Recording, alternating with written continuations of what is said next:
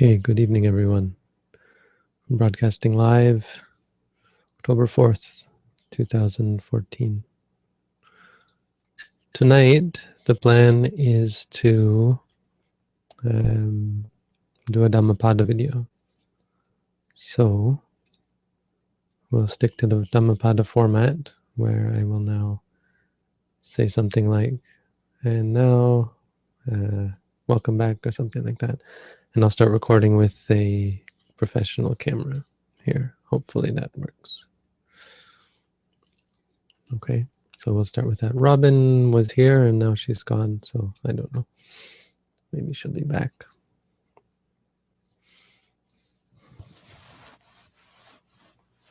Okay.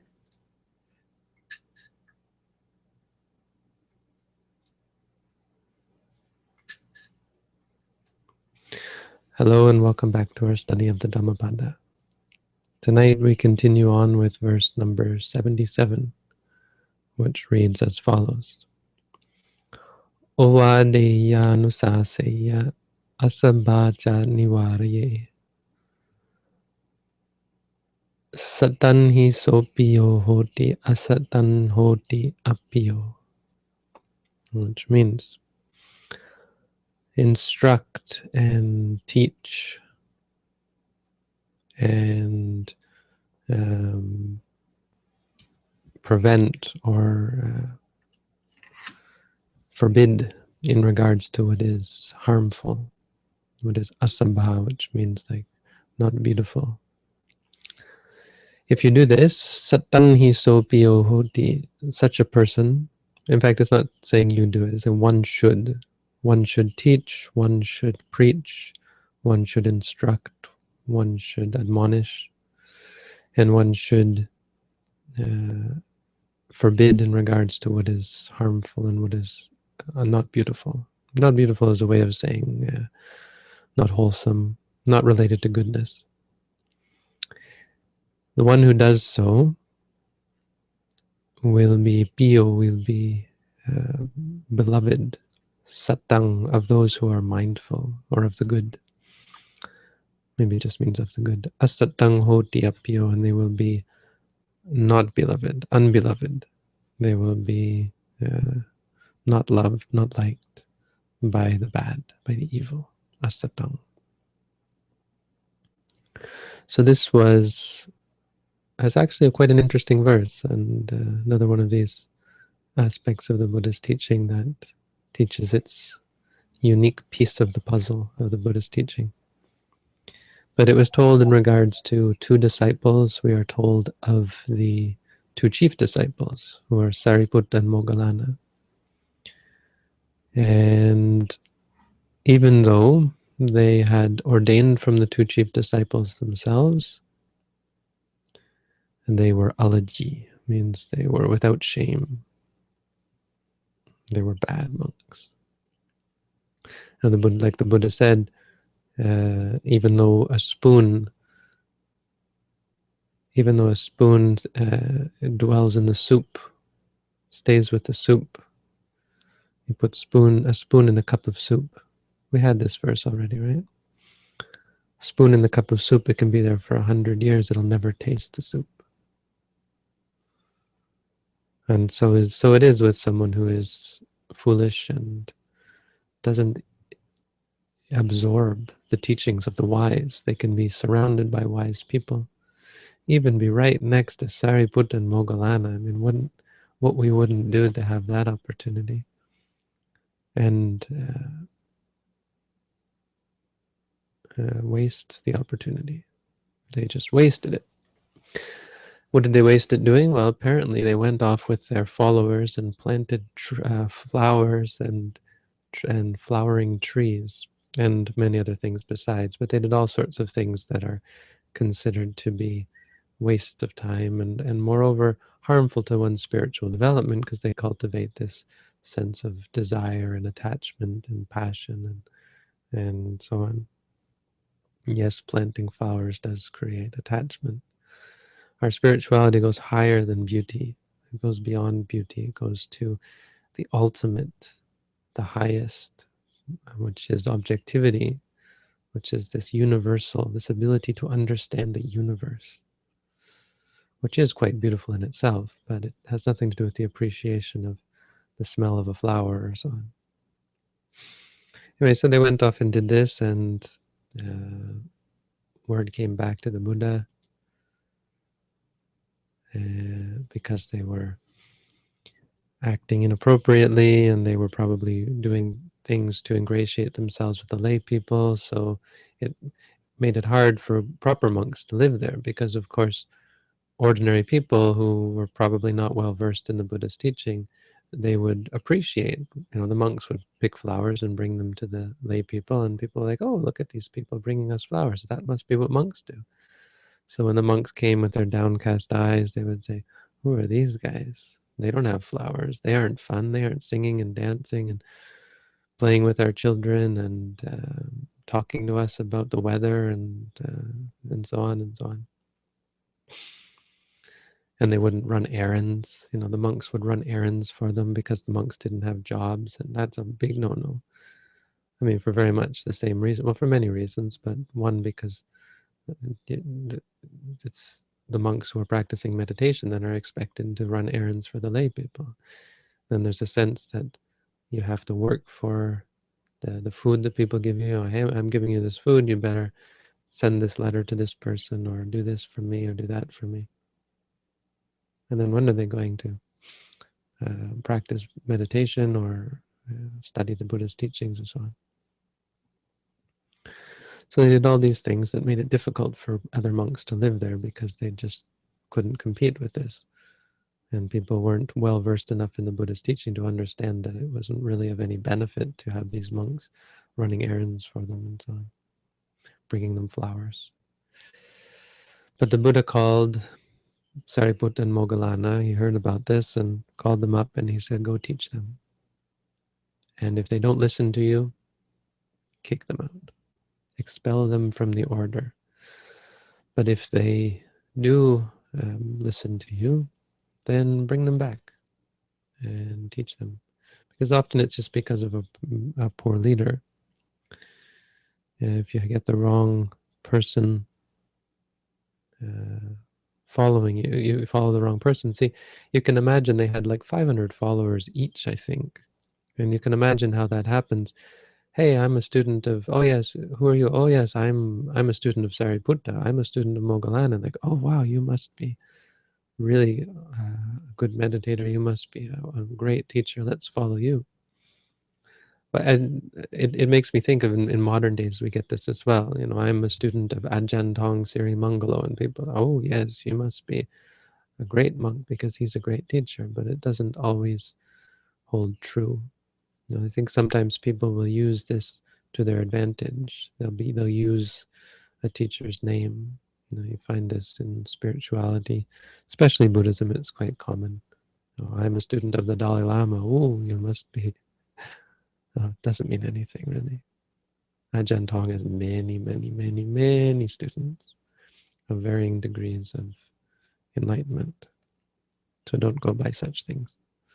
Or you have to at least take such things with a grain of salt, because it may tell you their tradition, but it probably doesn't tell you their spiritual level of spiritual attainment.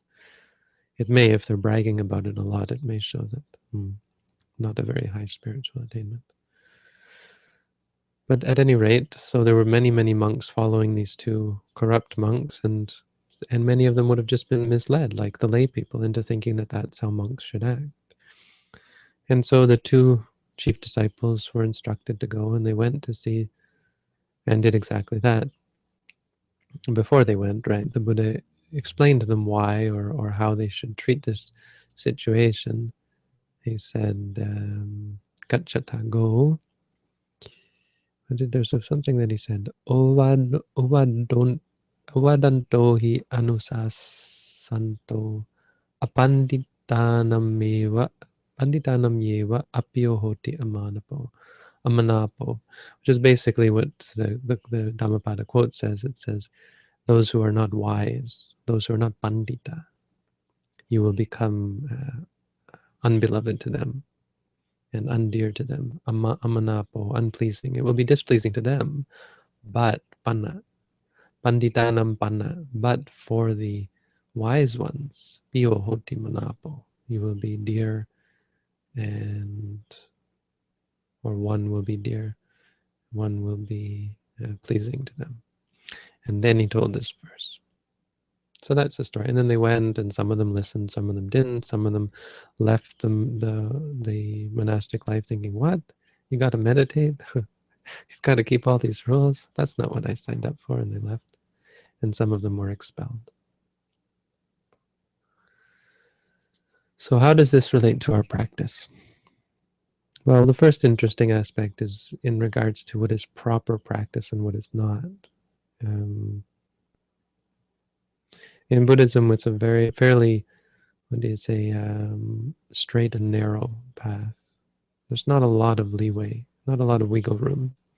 Like you can't somehow pretend that planting flowers is part of the Dhamma, though people, I think, try to. Listening to music, this kind of things. I mean, that's very straight and narrow. Most spirituality includes music, includes beauty, art, these kind of things, but not the Buddhist path, because we're going so much higher than that. It's like a science, really, which I think will probably turn some people off, but that's the way what this quote shows us, you know. Asatang hoti appiyo. It will not be beloved, it will not be pleasing to those who are not mindful, who are not headed towards the truth. You know? Because we require absolute objectivity. In order to understand the truth, you have to be strict with yourself. You have to be clear that you're going to be objective. A flower can be of no more value to you than a pile of dung, because you want to understand the truth of them. If you turn your nose up at the pile of dung and stick your nose in the flower, forget about being objective. Forget about understanding the truth. It's not possible. Same goes with music. Music and the sound of nails on a chalkboard have to be of equal value.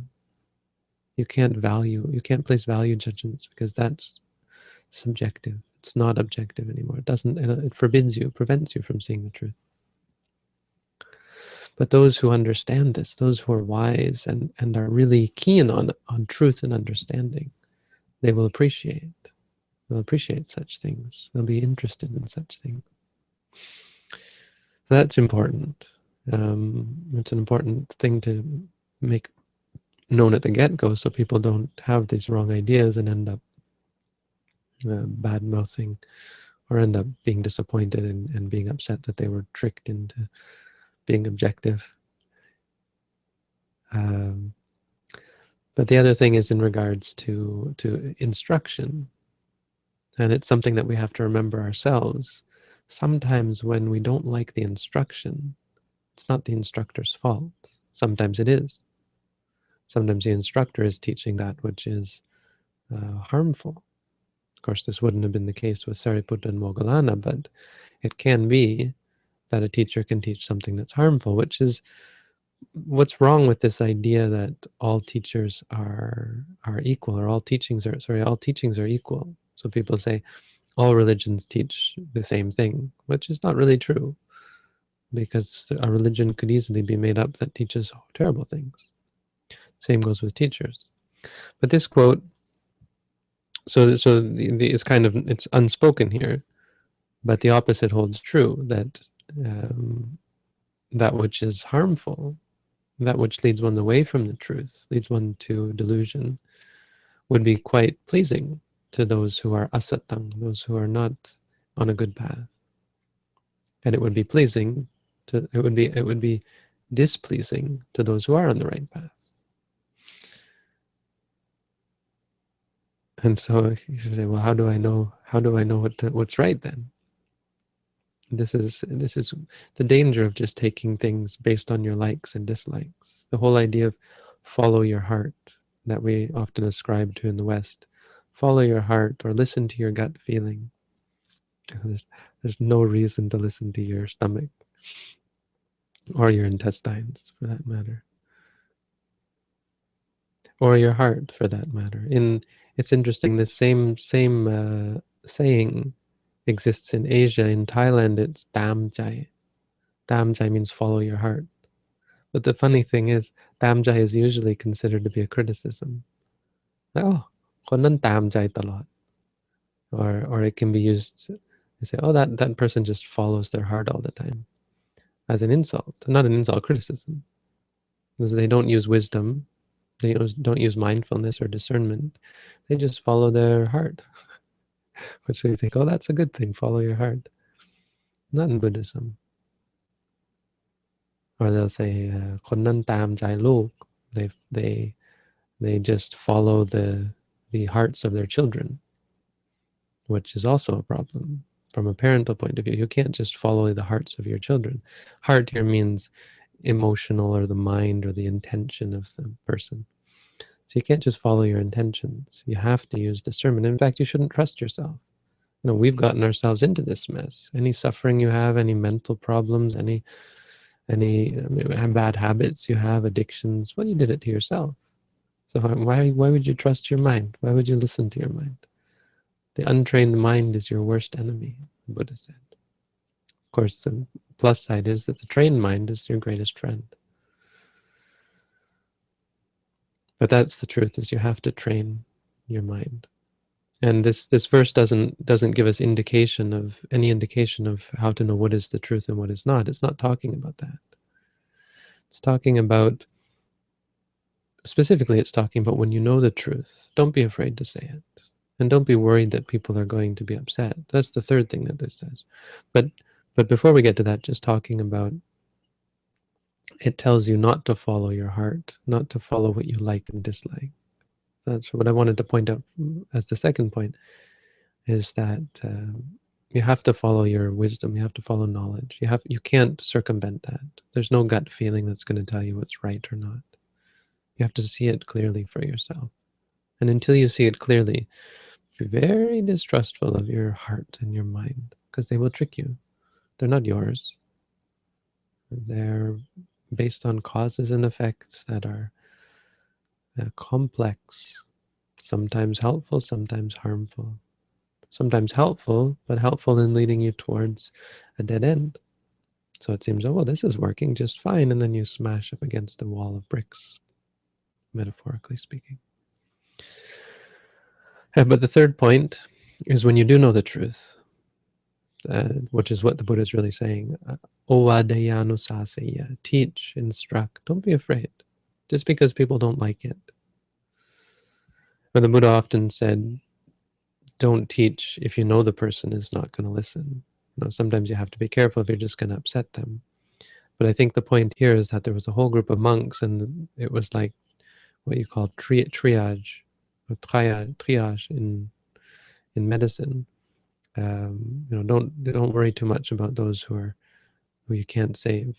Worry about those who you can save. And if you don't do anything, all these monks are lost. All these meditators are lost. If you do something, well, some of them will listen. So think about those ones. And the rest you just have to let go.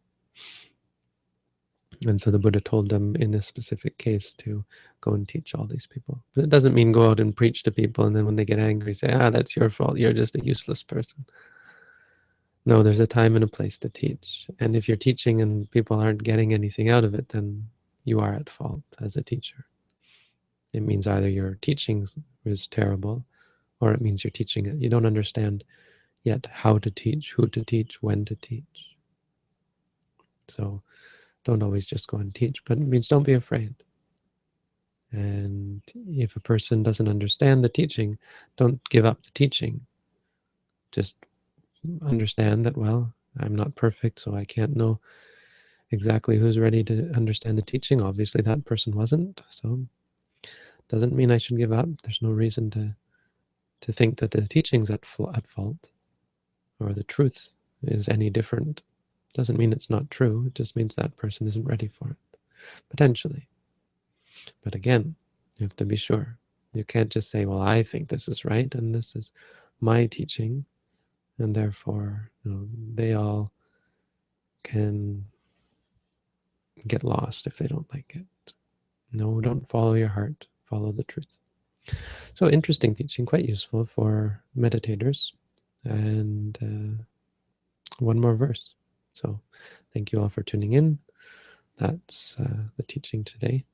Keep practicing and be well. Thank you, Bhante. Okay.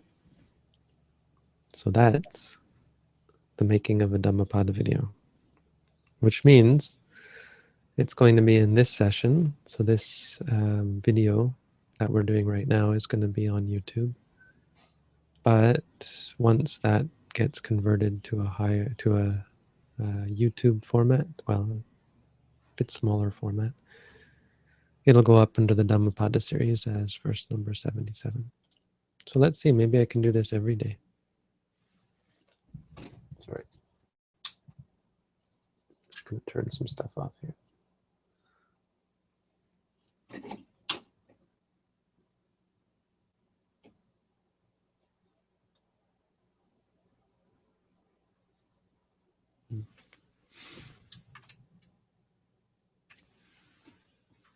Okay.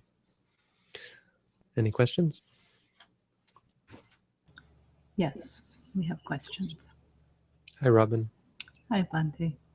Sorry, I was having some technical difficulties before. It's okay. I have a shrine at home which I meditate at. Not sure in your tradition what you would place on a shrine. I have images of the Buddha and some bodhisattvas and some teachers of other schools of teaching. I would like to follow your teaching. Is there anything I should use on my shrine or not use? And then he's saying these are teachers of the past that he has. Well, in my tradition, we put the Buddha at the top. So if you do make a shrine, you can't put them any old way. You have to, it's just a tradition, but it's kind of important to get it right. If you have a shrine, the Buddhas will always have to be at the top. So in Thailand, they'll have table upon table upon table. And most monasteries get it all wrong, but my teacher's pretty particular about this. The Buddha will go at the top, and if you have like teachers, they always go down below. Even bodhisattvas. In my tradition, a bodhisattva is not on par with a Buddha. In fact, most of them that are called bodhisattvas, we wouldn't even recognize as bodhisattvas. It's hard to recognize who is a bodhisattva. Just because they say they are or someone else says they are doesn't mean they are. It means they are, but if they say they are, it means they are, but they're called what is called an aniyata bodhisattva. It means it's not sure. Like, hey, anyone can decide. A 7-year-old child can decide, I want to be a Buddha. Then they're a bodhisattva. If they really mean it, then they're a bodhisattva, but they're called an aniyata bodhisattva. It's not sure if that 7-year-old child is going to become a Buddha. Could just be a passing phase. It could be something that lasts for a mere eon or a few big bangs, and then they give it up. Just a whim, a few million years of a fad, It takes a lot longer to become a Buddha. So Buddha at the top, enlightened teachers down below. But that's all I'd put. I mean, I don't even have a shrine. The Buddha didn't actually encourage images. But it was a different time back then. There's nothing really, we accept images. We accept Buddha images as being useful. But like in Sri Lanka, I like Sri Lanka because they're not so big on Buddhas. Not like in Thailand. It's too many Buddhas in Thailand. In Sri Lanka, I think they have a bit of a more modest approach. So they usually have one Buddha in the main hall of a monastery. I don't know if people have Buddhas in their homes in Sri Lanka. I'm trying to think now. I assume they probably do, but I can't think of it. But in Thailand, they'll have a whole room of their house, which is great, really, a room of their house devoted to the Buddha. So it's a place where they meditate and do chanting.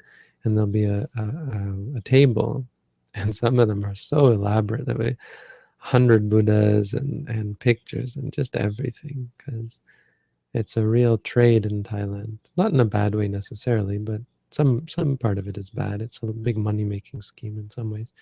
But it's kind of nice in another way that there's a lot of trading and giving A lot of it's just given. You go to a monastery and they give you something. There's a man, this guy at campus who thought my costume, my robes were a costume. The guy said it was thought it was a cosplay. He had, I told you about the amulet he had. Well, he wants to come. I have a small Buddha that I got from Ajahn Tong. And he's immediately, you're going to give me this amulet from Ajahn Tong Siri Mangalo? And because he paid $200 for his amulet. And I told him, if it's the real deal, it should never be sold. These people who sell these amulets, that's wrong. It should be given for free. The more valuable it is, the more important it is that it's given for free. So I think he's coming by to pick it up as a gift. Sorry, I bet everybody wants one of those. So he said, I can't believe you don't want it. I said, well, as a monk, I don't want it. I don't wear amulets. They're all for giving.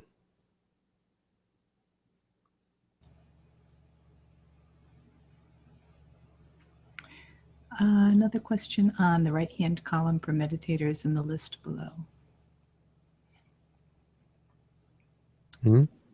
Another question on what is the right-hand column for the meditators in the list below. I think the plus one, the anumodana. It's for those of us who have OCD, who like to click things. It's a Buddhist high five for meditating. There you go. Is experience permanent? Are we nothing but experience?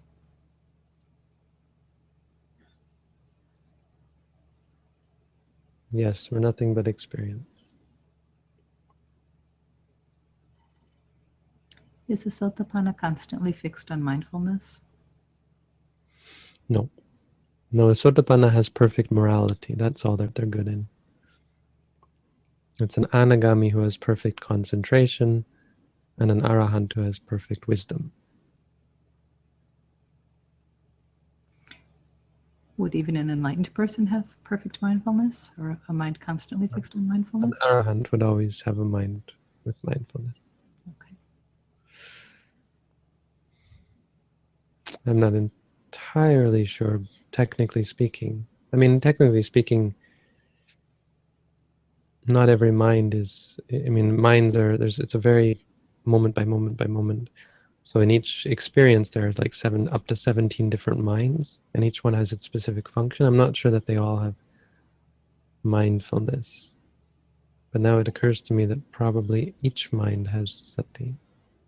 The Abhidhamma is a little bit different. You can't really go by it in this case. In the context of this question, yes, an Arahant is always mindful. Can one be mindful of more than one object at once, or does the mind simply switch back and forth? It's impossible to be mindful of two things at once. What would that mean? It would mean two minds, really.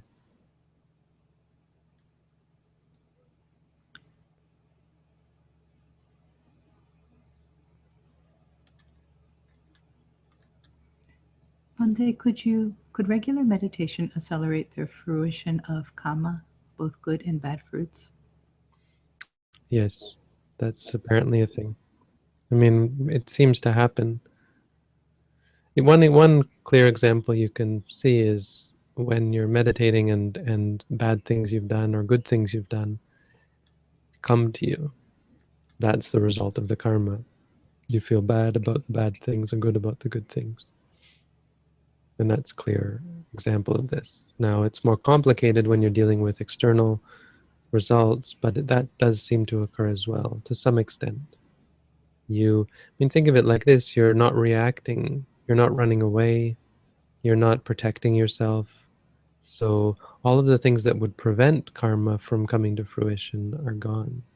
You're just letting things happen. On the other hand, you're not spoiling your opportunities. So when good things come to you, you're not spoiling them with your defilements. So through the meditation, good and bad karmas, it's pretty clear to see why that happens. Good and bad karma does come to fruition, and the results come generally quicker. It's not across the board, but It's not like everything is going to come, but you'll see an acceleration.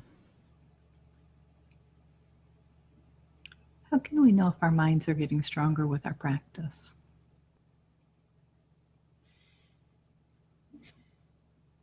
Well, you'll react less. That's probably the easiest way to see. You find yourself getting less angry, getting less greedy, more able to see things before you react to them. Less greed, less anger, less delusion.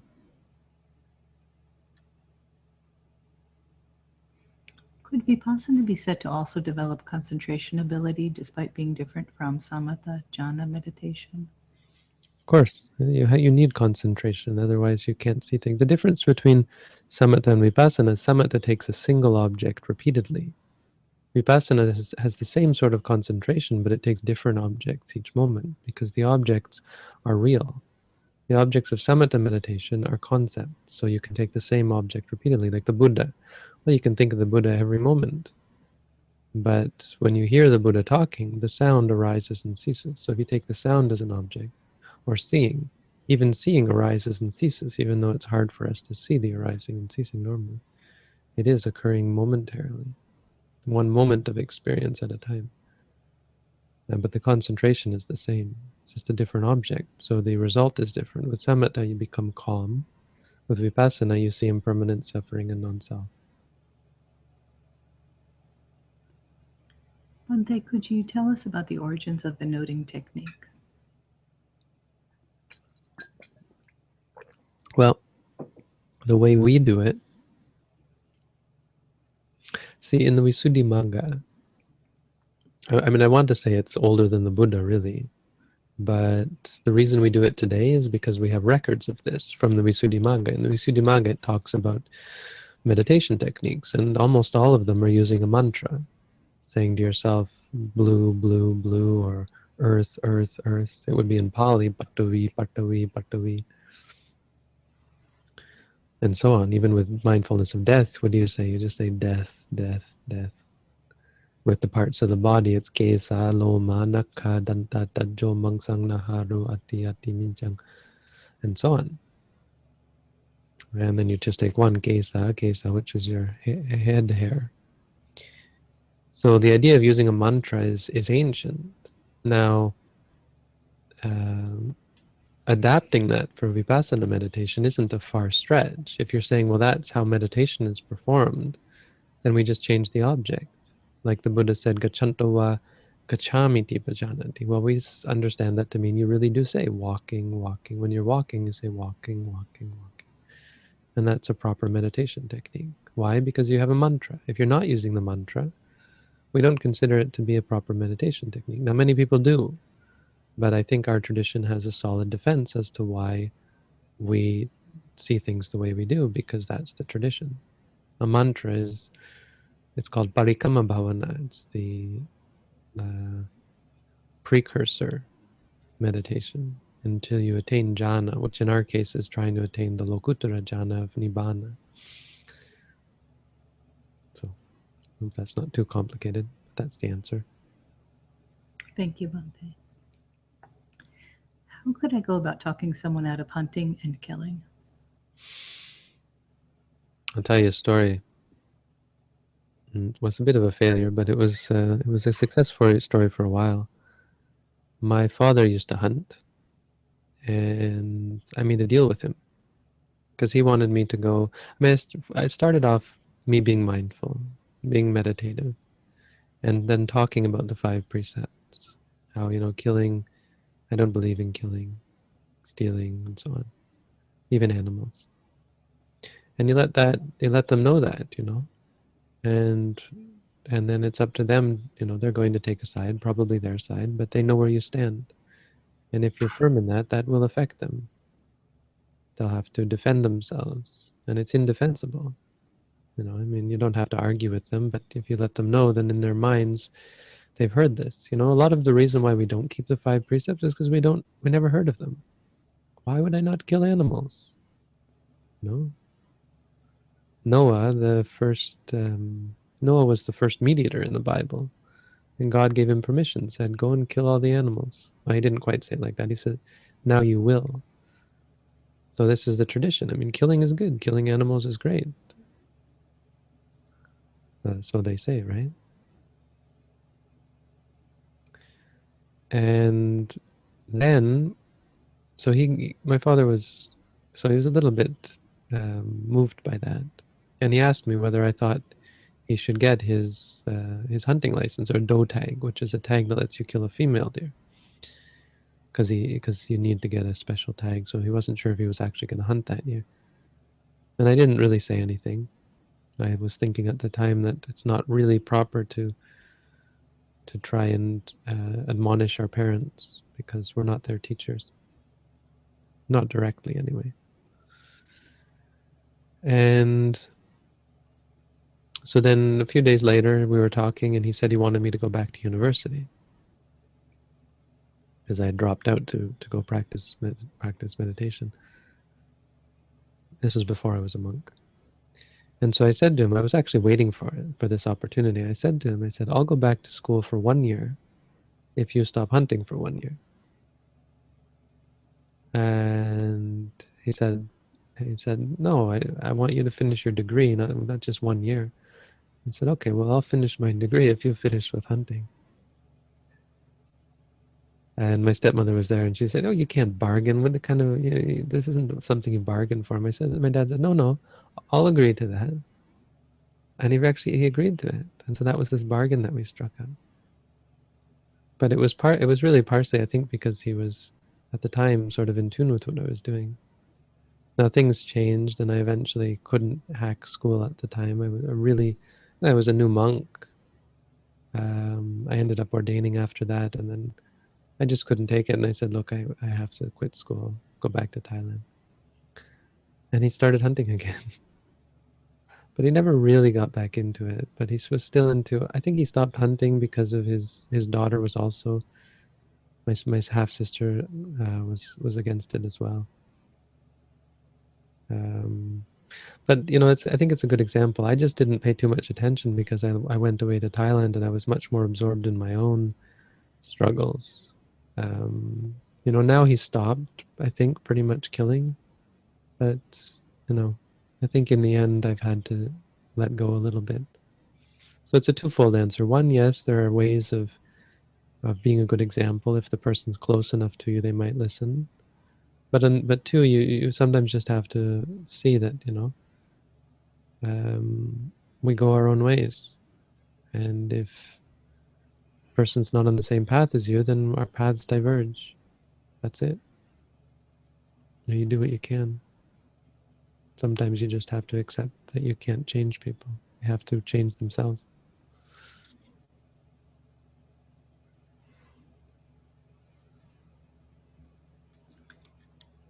Just a comment that in Sri Lanka, they do have shrine rooms and statues of the Buddha. Yeah, I can't remember any, but I wasn't paying too close attention. But I'll take the word for it. Sorry. Bhante, I am going to do a 4-day Theravada Vipassana retreat on November 1st. I've been practicing meditation as taught by Bhante Yuttadhammo Bhikkhu. Would it be okay for me to follow the tradition taught by the teacher at the retreat and then switch back to the meditation tradition I currently follow after the retreat? Or do you suggest following the tradition I currently follow during the retreat? Hey, if they'll allow it, that is what I suggest. Because switching techniques, technically, from a technical point of view, is problematic just because it's a habit. And if you get into the habit of doing it one way, you waste time and energy doing it another way. So there's twice you're going to have to waste a little bit of energy getting into their technique. And then by the time you get through 4 days, you finally become comfortable with their technique. And then if you want to come back to this technique, then it's learning it all over again. So for that reason, but it's just a technical reason. It's not like we're going to ostracize you and say, no, you've been branded. You're a traitor to the cause or something. Nothing like that. But definitely, I would suggest sticking with one technique just for that reason. It's not a big deal. But like in 4 days, it's really like that. After 4 days, you'll finally be comfortable with the new technique. And then you got to go back to the other technique. So if you're allowed, absolutely stick to the technique that you're familiar with. Especially because our technique is better than whatever they've got. I mean, I really do feel that way. I feel like our technique is the best, but I'm not. I'm kind of joking because I'm not going to look down upon another technique. You've got a good technique, and if you think it's good, if you want my advice, this is an awesome technique. Don't switch if you don't have to. But I understand the feeling. You want to do a course, and well, if that's all that's in the area, it's not going to be unwholesome. It's just a bit of a technical bother, that's all. And it's probably inferior. I was registered for another course when I started talking to you and found out that I could practice with you, that I could go for a meditation course with you, and I dropped that course, and it was a very good decision. Canada is not very far away. I mean, we get it in our mind that Canada is so far away we can never get there, and it's not that far away. You guys are practically Canadians anyway. Don't you have maple syrup where you are? Not real maple syrup. I mean, we do, but Oh, I mean, we do, but the more common kind is the kind made with high fructose corn syrup. but Actually, aren't you in maple syrup country? I guess not. a little south of that. Actually, put agave on my pancakes, imported from Mexico. I know that's probably sacrilegious for Canada, but Canada's not that far away for everyone who thinks that they can't make it there to a retreat. It's Well, it is for Leela, for example, but well, yeah. I mean, where's the farthest you've had someone come from? You've had people come from like Finland and such, right? yeah, I mean, since I've been in Canada, the farthest, I guess, is Finland. I mean, I haven't had that many people come from other countries. But, that was, I think, a special case. She was visiting her relatives in Vancouver as well. So the first time, actually, the second time, she just decided to come out. It was pretty awesome. Yeah, it's worth the trip. Do you know of a modern arahant? I remember reading there was a point in the late 19th century when some Thai Buddhists thought the path to Nibbana was closed, hence the creation of the forest tradition to test and reliven the Dhamma. Still, the fact that people thought that Nibbana was an impossibility meant that there was a point in which people thought there were no arahants. So, were they successful? Are there arahants?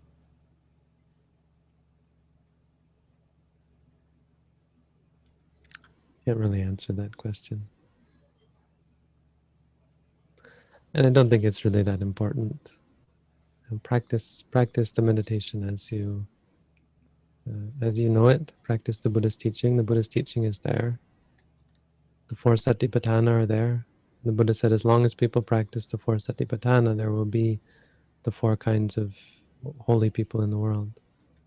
So there's your answer. If you practice the four satipatthana, you can become an arahant yourself. Hypothetically speaking, would an arahant be inclined to even tell anyone that they were an arahant? Or, I mean, would they even talk about it? Depends who you ask. Mahasi Sayadaw says no. I am inclined to agree with him. Certainly the bestest monks I've ever known are very hush-hush on their own attainments. I mean, even the minor things. Ajahn Tong said, a bell doesn't ring itself.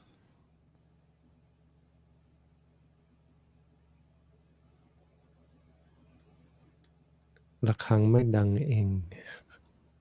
I think he gave this because he was asked to give a talk about himself. And it was an awesome talk, but he said, I don't really want to give this talk. It's not something I wanted to do, but I was asked to do it. He said, because the bell doesn't ring itself. But I wish I had that. I don't have it. Hopefully someone in Thailand has it still recorded. I can get it from.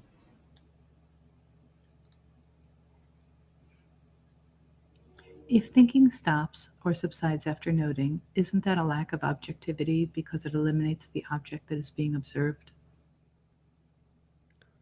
Is that person a meditator asking that question? Yes. All right. I don't think you understand objectivity. Objectivity means non-partiality. When you're objective about something, you're not judging it based on likes or dislikes or your own habits. You're judging it based on its inherent characteristics.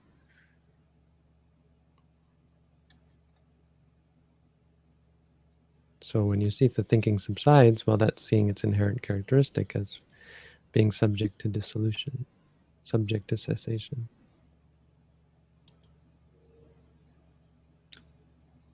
How important is training in meditation? That's a weird question. I mean, meditation is a training. It's called mental training. So maybe he's referring to, Oh, wait, he's there is a continued it. continuation. If you don't use it, you lose it. Does this apply to all parts of experience? All parts of experience. No, it applies to meditation. If you don't use it, you lose it until you become, unless you reach the goal. It's like heating water or rubbing two sticks together to make fire. Let's say not heating water, but rubbing two sticks together to make fire. You rub the sticks together, they get hotter. If you stop, they cool down. But once you make fire, you don't need the sticks anymore.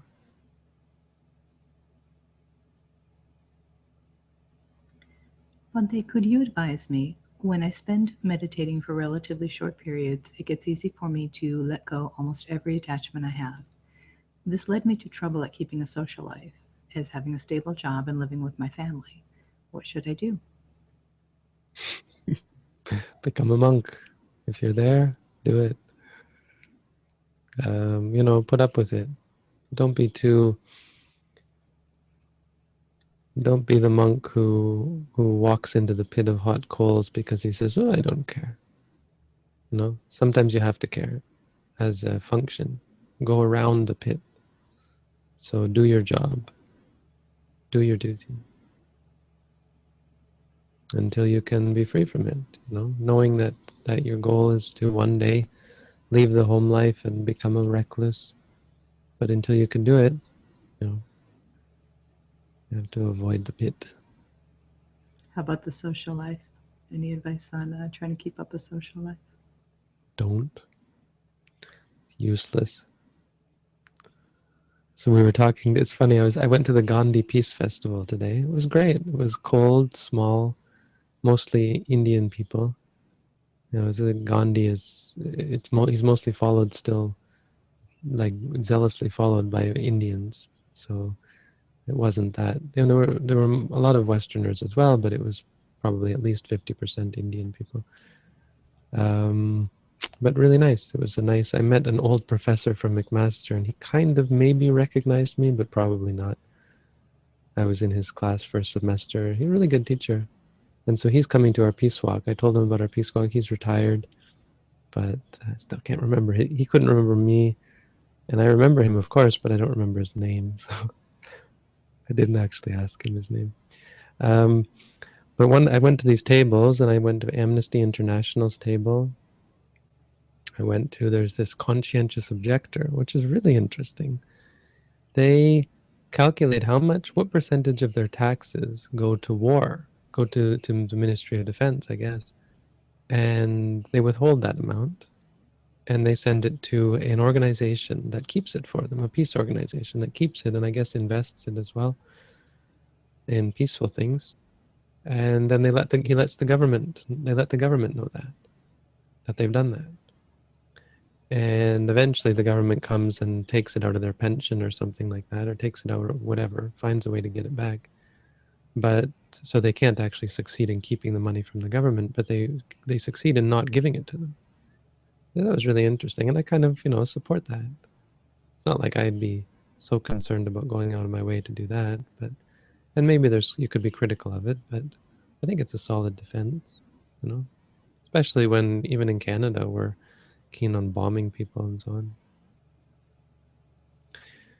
But I had a point. So I went to a few tables, and I went to Amnesty International's table, and they wanted me to sign their petitions, and it's something new to me. Where do I stand on these issues? So one of them was about one of them was about improper, what do you call it, incarceration. So they were keeping this guy in solitary confinement, withholding food and all that, and then there was another petition about protecting peace workers in some country. I can't remember the name. And I said, well, I'm not clear about this protecting one, because are they going to use violence to protect them? Then maybe I can't sign it, right? Maybe I can't support it. And they said, oh no, it just means when they're under protection of the village leader, then the mafia who is tied to the village leader doesn't attack them. So they should be put under the protection. And anyway, and I said okay, and I said, well, there's just some things like if you were into putting people who in jail, I couldn't do that. He said, oh no, we're into making sure people who are in jail are treated fairly, like not put in solitary confinement, because many people think of that as torture. And I said, that would be torture for most people. And I said, oh well, I mean, about solitary confinement being torture. I said, not for me. And they thought I meant it's not for me. Like, that's not something I'd want to do. Oh, that's not for me. I said, oh no, it's not for anyone. I didn't correct them, but I'm like, okay, whatever. Solitary confinement, that sounds great. Do you remember what percentage of the taxes do go for war? He didn't say. He did. I didn't ask. He didn't tell me. It was interesting. Using a ratio or analogy, how rare is it to be born a human and to be able to practice the Dhamma? Pretty rare. Bhante, what would you do if someone became enlightened at a retreat at your monastery? Set them up with somewhere to ordain? It's very hard to know whether someone else has become enlightened. But if someone was practicing properly and correctly and successfully, I would help them to stay, if I could. I don't think enlightenment would be a criteria exactly. It would be more their behavior, because ordinary people can have sincere intentions, and well, why should we not favor them as much as we do enlightened people? In fact, they might need it more in a sense, right?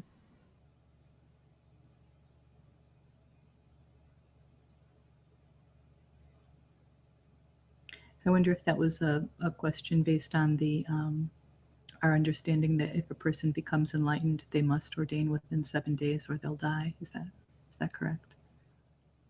Yeah. That's what they say. So you'd be saving their life by helping them ordain there. Sure, I mean, if I can help people ordain, I'm happy to do it.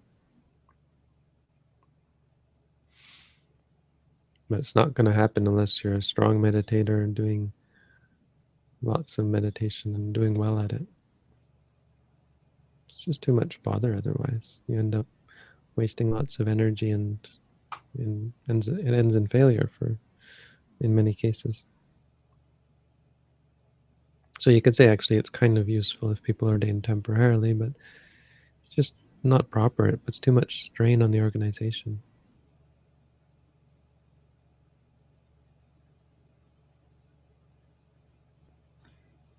Sorry, just simply explain how rare it is to be a human practicing the Dhamma, please. Pretty rare.